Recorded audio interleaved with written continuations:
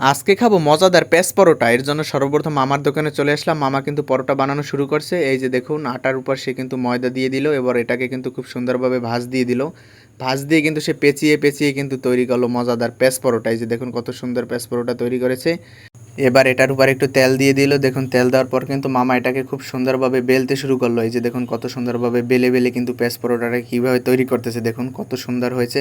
বন্ধুরা, চ্যানেলটি কিন্তু অবশ্যই সাবস্ক্রাইব করে সাথে থাকবেন সব সময়।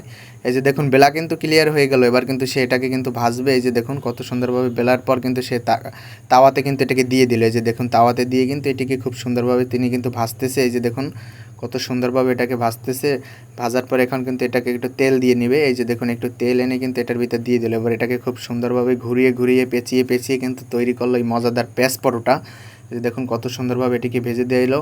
খুব সুন্দর কিন্তু একটি কালার হয়ে গেছে। দেখুন কত সুন্দর একটি কালার হয়ে গেছে পরোটায়, কত সুন্দর হয়েছে পরোটাটি। এবার এটিকে উঠিয়ে নিল এবং সাথে দিয়ে দিল ভাজি এবং সেই মজাদার এই যে পেঁয়াজ পরোটা, যেটাকে আমি এখন হাতে পেলাম। এবার এটাকে একটু খেয়ে দেখা যাক আসলে স্বাদটা কেমন হয়েছে। সর্বপ্রথম আমি এটাকে একটু ছিঁড়ে নিলাম। এই যে ছিঁড়ে কিন্তু এটাকে একটু খাবো। এই যে খাওয়া শুরু করলাম, একটু ভাজি দিয়ে কেবল এটাকে মুখে দিলাম। সত্যি বন্ধুরা, স্বাদটা কিন্তু দারুণ অসাধারণ ছিল। বন্ধুরা, ভিডিওটি কেমন লেগেছে অবশ্যই কমেন্ট করে জানাবেন এবং চ্যানেলে নতুন হলে অবশ্যই সাবস্ক্রাইব করে পাশে থাকবেন। ভালোবাসা রইল।